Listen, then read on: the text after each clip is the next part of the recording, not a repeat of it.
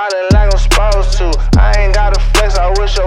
Hey y'all, welcome back to Unheard Sessions. I'm Indigo and this is season 2, episode 3. And today I have my lovely friend, Miss Sarah Leonardo. Okay, let's clap for her. Let's clap it up. Let's clap it up.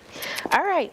And before I let you introduce yourself, let's just breathe, we're gonna play a little icebreaker game. Okay. So the game is called Musical Alphabet. Okay, have you heard of that? No, but my wheels are turning. Okay. So basically, we'll just go back and forth. So I'm gonna start. I know. I hope I'm gonna forget every single artist I ever have heard. So instead of artists, we're gonna do songs. I feel like that's even harder, but okay. We're gonna challenge ourselves. Okay. So I'm gonna start off. Okay. Okay. All right. So apple bottom jeans, T-Pain. Oh my gosh, I feel like I'm gonna lose already.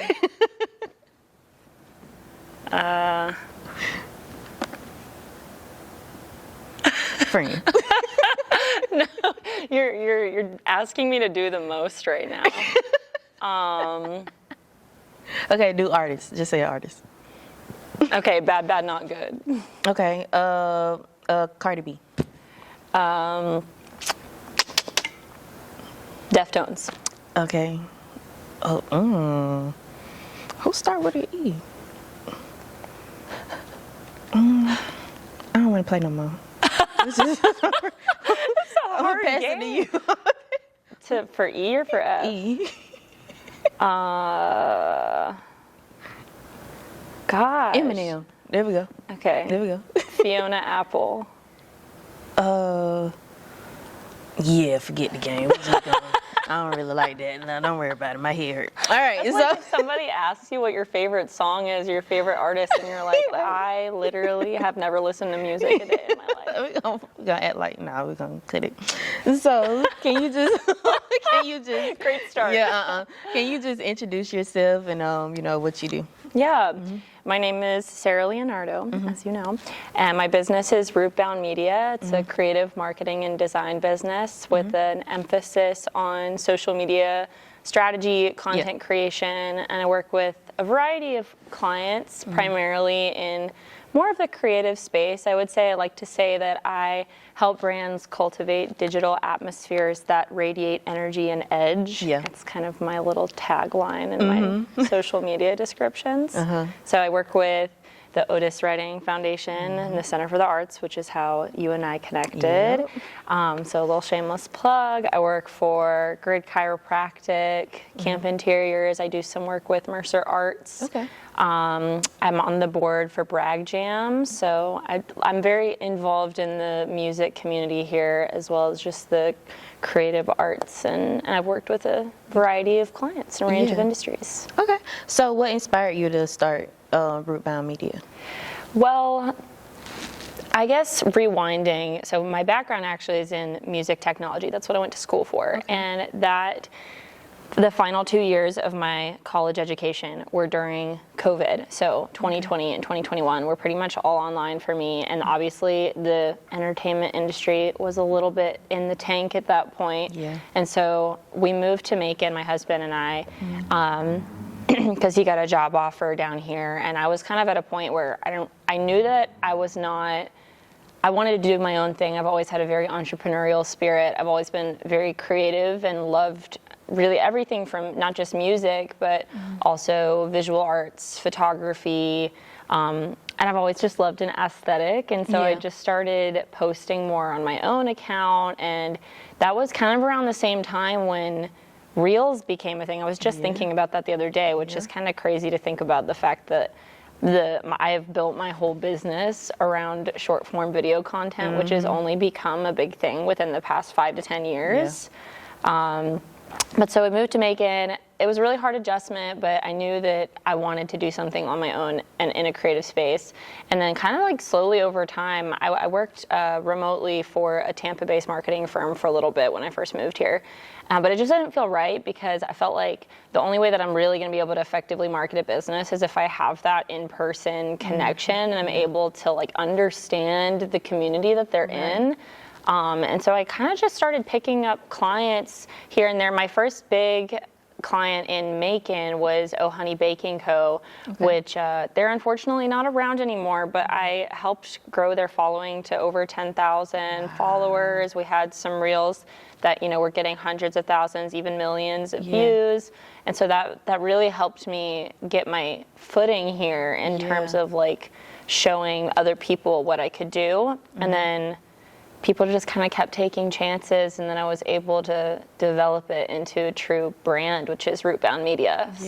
So when you said you grew the following, was that like across all the socials, or like was that just strictly on TikTok, Instagram, the 10,000? Primarily on Instagram. That's definitely where feel like my specialty is Instagram. And Facebook is great for, I think, the people that are already in your community and kind of cultivating that loyalty. I haven't really like exploded anybody's Facebook account. I just don't necessarily think that's the place to do it. Like, whereas more on Instagram and TikTok, that's where there's a lot more room to increase your brand awareness and, you know, get more views, get more exposure. Okay. So when I was researching, you said your goal is to get audiences off their phones and into real spaces. So why do you think that connection matters more now, you know, in this generation, basically? Yeah. I mean, it's no secret that social media is very detrimental to our mental health in a lot of ways as a society, and especially for these younger generations coming up. Right. There's been a lot of, you know, like, I'll let everyone go and do their own research on that. But I mean, you know. And I think, like, especially in the age of AI, what is ultimately going to be our greatest strength as human beings is our ability to connect and empathize and have compassion in real world settings.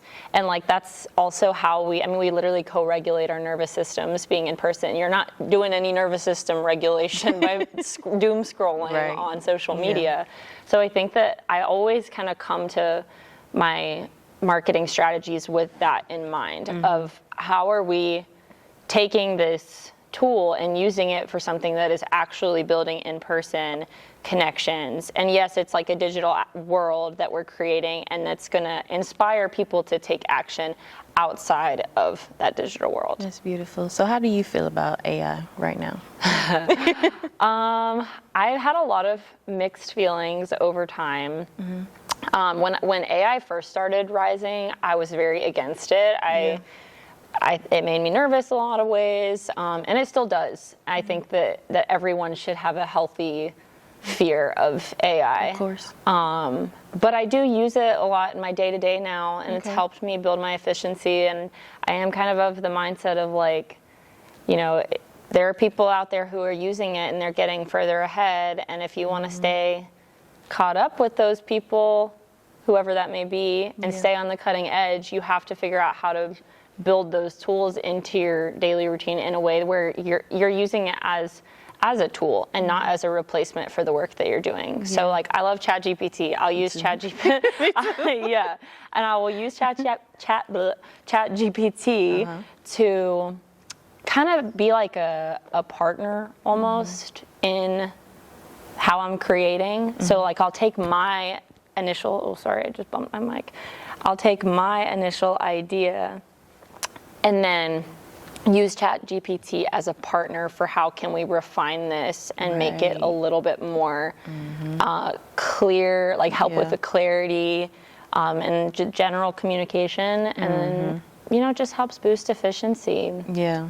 So. Can you give us like an example of like how you use it?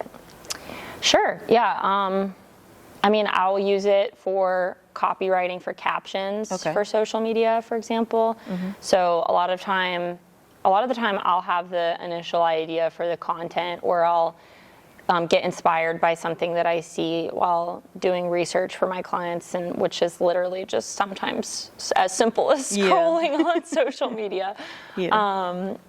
And I'll kind of plug in the very quick facts of what I want it to communicate, or I'll say, you know, for example, if I was going to create a post, which I do intend on creating a post to promote this podcast, I appreciate it. I would go in there and say, podcast for Unheard Sessions with Rootbound Media. We talk about personal brand development, social media marketing, and how to use AI as an intentional tool rather than letting it replace you. And then, it would take kind of those pieces and then spit out a caption. And then I think the most important thing too is to edit that caption. Like I'm never going to use something that AI spits out directly. I'm always going to go in and make some changes. So and like rehumanize it is kind of what I like to call it. Okay. That's cool. So as a solo creative and business owner, how do you maintain mental wellness while managing the demands of everything yourself? That's actually a conversation that's been coming up for me a lot recently. I just worked with a business coach to help refine the direction that I want to take my business and help me kind of figure out how to have that balance. Because for a while, when I didn't have as heavy of a workload, it was a lot easier. I think, exercise is huge for me. Like if I'm not working out, getting movement in, then I'm going to be struggling mentally. Same with honestly, getting ready for the day, like doing my makeup, putting on a cute outfit. I think you can appreciate that. That's huge. And I was even thinking about it this morning in terms of just like a reflection of your personal brand. Like that's the first impression that people get when they see you. Of course. And so even today, like wearing black always makes me feel more confident. And then adding a pop of red makes me feel powerful. And so I'm always thinking about that when I'm getting ready in the morning, and that helps my mental health throughout the day.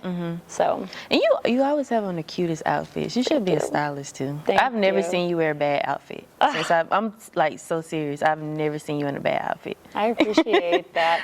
But cool. it's very intentional. You know what I mean? Like if I show up even if I'm going to wear sweatpants and a t-shirt, I'm going to put some accessories on. I'm going to make sure my makeup looks good. Because I don't want, it's not about how, it is about how other people see me, but it's about how I see myself and how I respect myself. Because when you respect yourself, other people are going to respect you more. That's very true. And you got one time to make a first impression. And people will always remember. Yeah.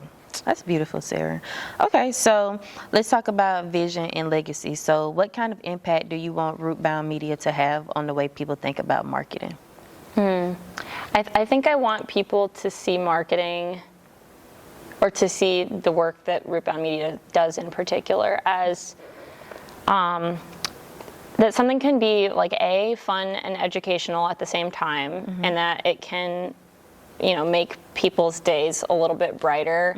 I also think a lot of times it's about the team that you're working with. Like, how are you making them feel more confident about their business? Like, if you're, for Otis Writing Foundation, for example, we just did that whole Halloween series. And I think that filming that and creating that made everyone on the team feel like really excited about the work that they're doing and just feel like proud to be a part of it, And so I think it's about that, first of all, and it kind of goes back to that idea of like when you respect yourself, other people are going to respect you. It's like when you're excited about the work you're doing, other people are going to see that too.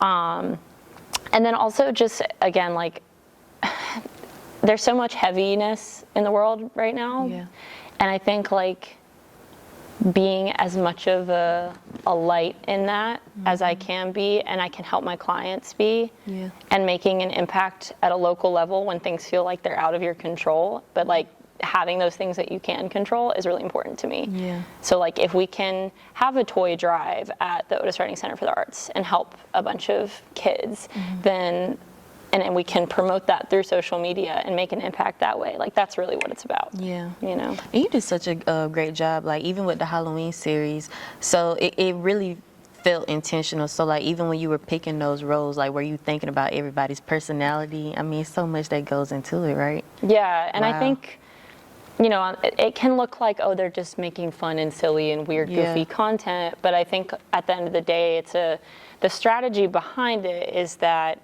we're creating content that is going to resonate with these kids and show the people that are interested in being involved in the Center for the Arts, or Right. you know, signing up for a program or whatever, showing them what the energy is going to be like when they step into that building, and that it's going to be fun and a safe space, and you can be yourself, and you can be weird and scream at the top of your lungs if you want to. We do that every day. You know, and it's a safe space. Yeah. And that's what that's trying to reflect.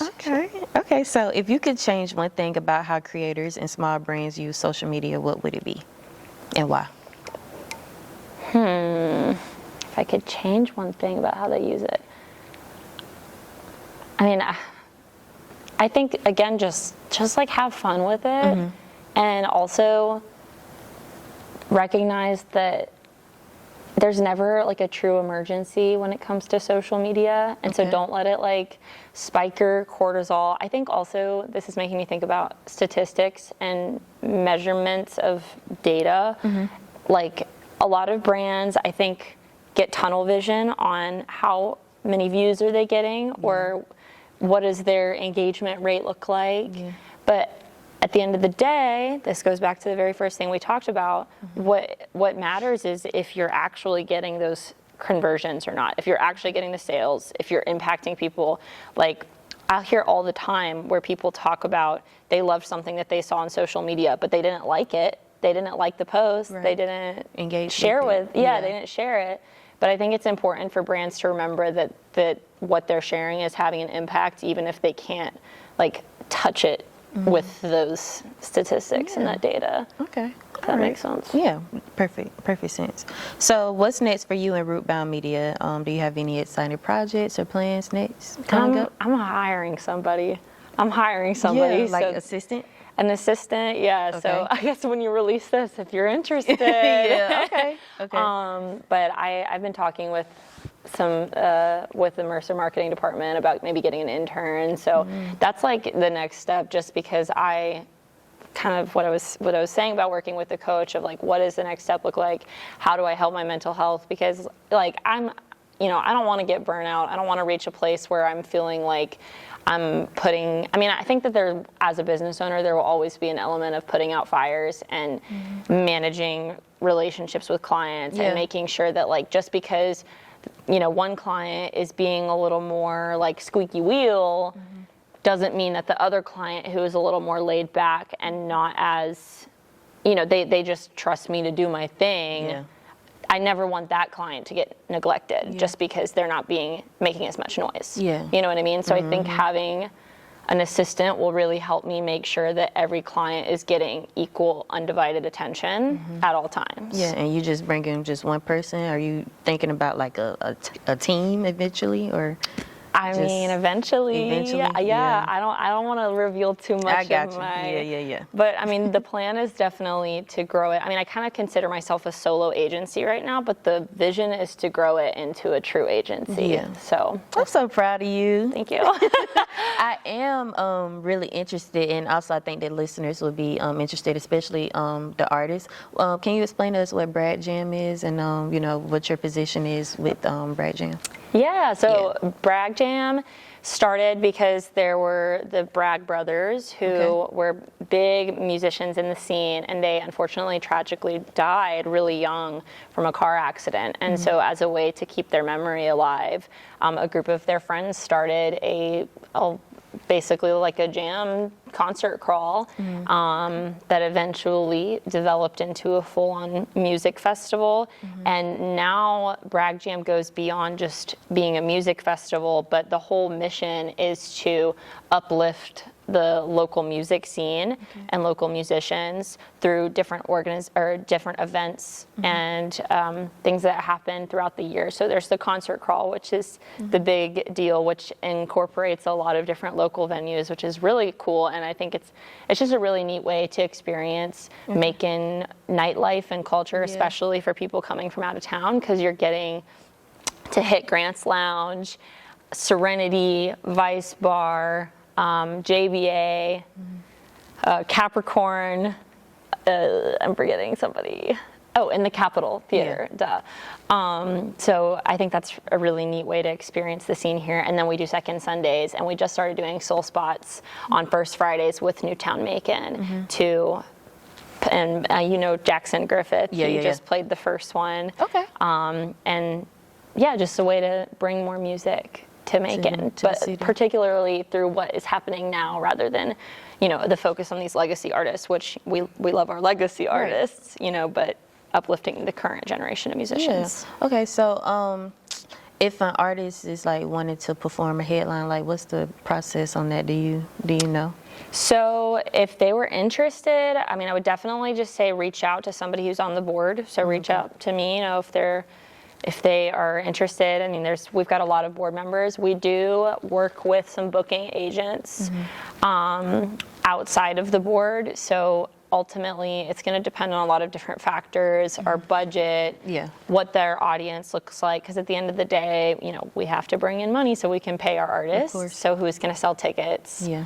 And then finding, you know, what's going to be the best fit in terms of the stage for them. But I would just say, like, you know, reach out is the first step, and playing a soul spot, so that we have Google Forms that are out there. We're also doing it Bragg January, which is like, that's cute. yeah, so it's going to be bands in the age range of 18 to 25, and like a battle of the bands essentially. So, and the deadline to sign up for that is, I think, November 25th. So if this episode comes out before then. Oh yeah, it will, for sure. Okay, that's cool. So I do want to just talk about independent artists and potentially how Rootbound Media could potentially help them as well. So if an artist is trying to grow their fan base, what are some simple but powerful things they could start doing on social media? Well, I would say before you even jump to social media, get super clear on what your messaging is and who you are as an artist. And, you know, I think that there's this constant, like, back and forth of people who say you have to niche down, you have to niche down.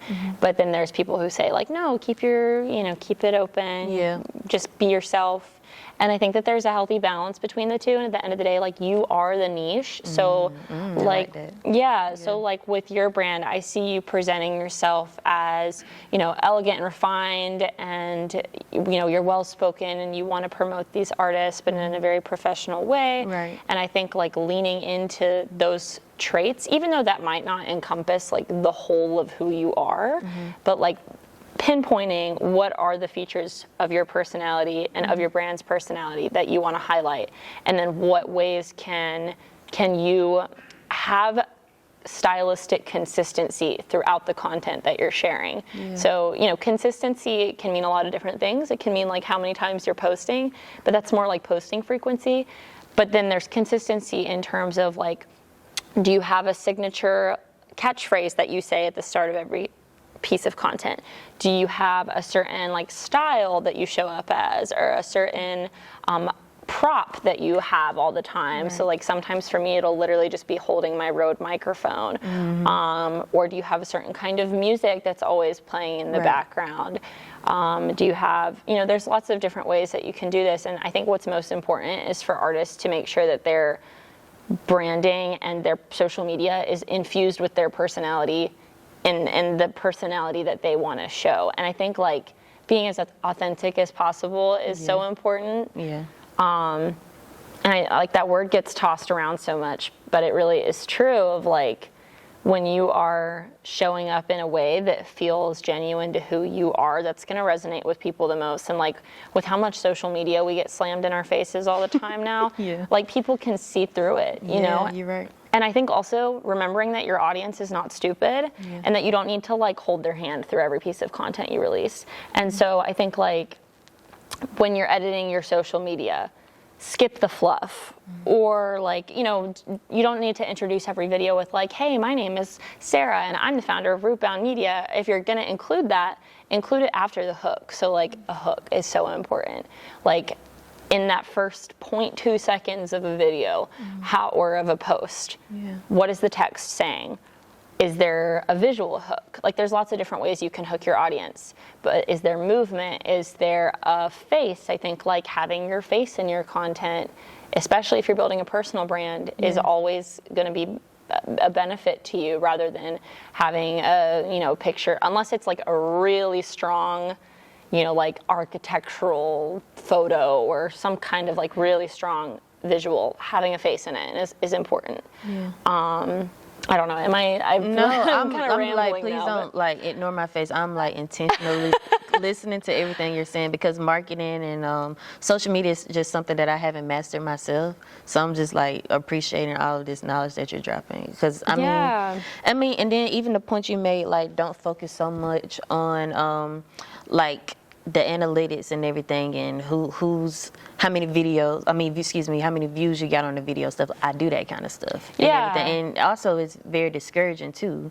So I mean, everything you're saying is just much needed right now. Yeah, and I think it's not to say don't look at them at all, but I think it's about having that very just healthy. Don't get so consumed. Yeah, into it, detach yourself from it a little bit and focus on, and like, you know, another thing too is like, I think we get impatient a lot of the time. Yeah. Like if we're trying something for a month and it doesn't work, then we start to get discouraged. But I think, you know, you need to be pushing it for 3 months to even 6 months to really start to see the results of it. And I think it's easy to look at, I mean, there certainly are creators who they somehow blow up overnight. Yeah. But that's rare. Like normally when creators see success, they've been posting for a really long time. Yeah. And I also think, like, I always like to talk about if you developed an audience. I mean, your situation might be a little different because you've got a podcast and not like a service or a product you're trying to sell necessarily. But like if you're trying to bring people onto your label, for example, if overnight you blew up, would you be able to suddenly handle having 25 more artists on your label? You know what I mean? So I think keeping that in mind is important, of like slow and steady is the fastest way to get to where you want to be, and like just having that patience is important. Yeah. I'm so happy. I'm proud of you, for real. Just even because, I mean, I've been wanting to just really talk to you about what you do, you know, because I've gone on your website, this and that, and, you know, we don't really have time to actually talk at work, you know, because it's just so busy. But we're focused on the client there, right? No, but I'm really proud of you.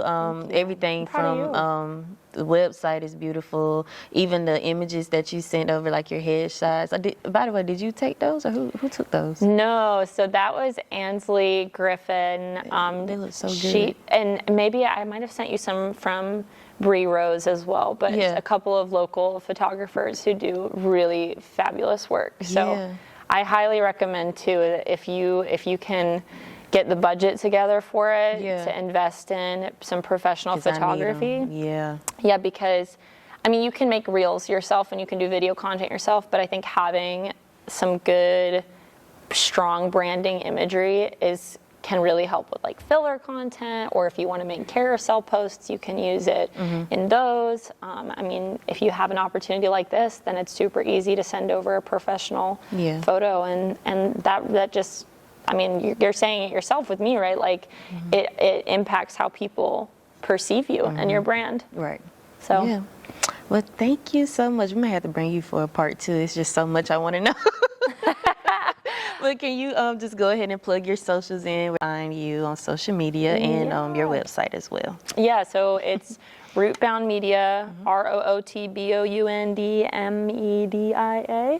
And then Slock Sounds is my personal account. You can find that through all those through Rootbound Media. But I'm on Instagram, TikTok, Facebook, and then rootbound.media, www.rootbound.media is my website. All right. Thank you so much for coming. Yeah, thank you for having me. Yes, and I will see you guys on episode 4.